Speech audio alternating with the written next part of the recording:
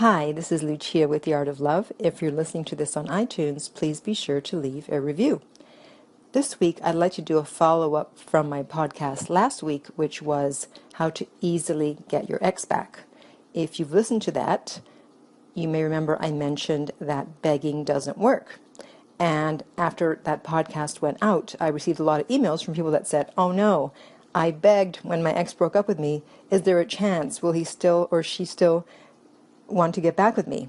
Yes, there's always a chance, but you first have to absolutely stop with the begging. Now, this is a behavior that's learned generally in childhood because, you want something when you're a child and your parents don't want to give it to you, so you're like, no, please, mommy, please, please, please, please, do this, do that, la, la, la, la, la. And a lot of times they give in, so you figure, oh, well, that's the way to get things when someone doesn't want to give them to me. Then you just throw a tantrum or beg and plead, and then eventually they give in. The difference is that your parents generally love you unconditionally, but the people you date do not. It's not always unconditional love, and obviously if they broke up with you, they don't love you unconditionally. Otherwise, they wouldn't have broken up with you. So you cannot beg. It also shows a lack of confidence, because confidence is the number one quality that people look for in a potential partner.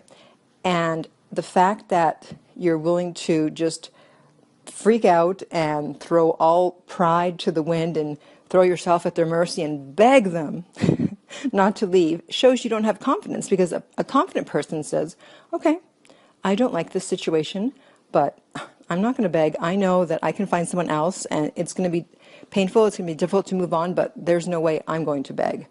And people love that, because a lot of people, they respond with begging or scenes or crying, etc., etc. And so when someone is actually calm, now all of a sudden you start to look more attractive, because now you're confident, especially if you weren't very confident in the relationship. Now suddenly you're confident, and they're like, wow. And also, you need to know there's something called lag time. And that's the time from when the person breaks up with you to when they find someone else. That is, unless, of course, they're already seeing someone else. And so during that time, they may have thought, oh, it's going to be great. I'm going to be dating a lot. I'm going to be meeting a lot of people. I'm going to get with someone better.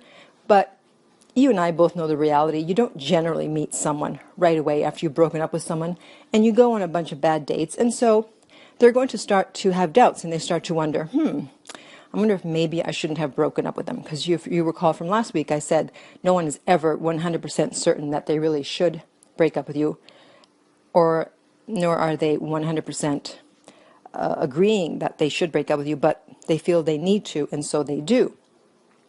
So if you don't give them something to rebel against by acting, as I said, begging and not confident, and you're very calm and you just walk away, now there's nothing for them to rebel against, and now they'll start to have doubts. They'll wonder, I wonder why they're not chasing me. I wonder why they're not calling me all the time, blowing up my phone, texting me like other people have done in the past. Like, why is this person different?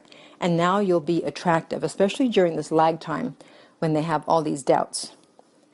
Now, to give you a short little story, we've all begged someone that has broken up with us, including myself. Yes, I know, it's hard to believe. It happened when I was 29, and it was completely unexpected, although if I knew then what I know now, I would have seen that it wasn't unexpected. I would have seen the flags. But I didn't, which is, of course, why I'm now a dating expert.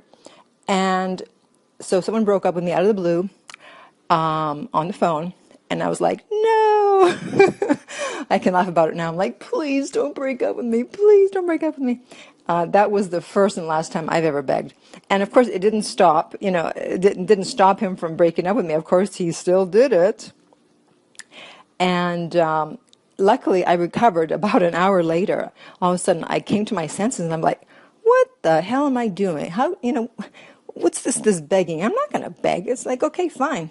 If he's not interested, who cares? I'm not doing that. So when he called a couple of days later, because he was a nice guy, he was checking up on me to make sure I was okay since I made such a scene over the phone. And he calls and he goes, I'm just checking to make sure you're okay. He was kind of sheepish.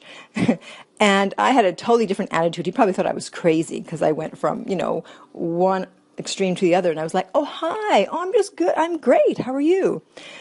And I said, yeah, I was kind of surprised about the breakup, but now I'm good. It's okay. No problem. And okay, well, nice talking to you. Got to go. Goodbye.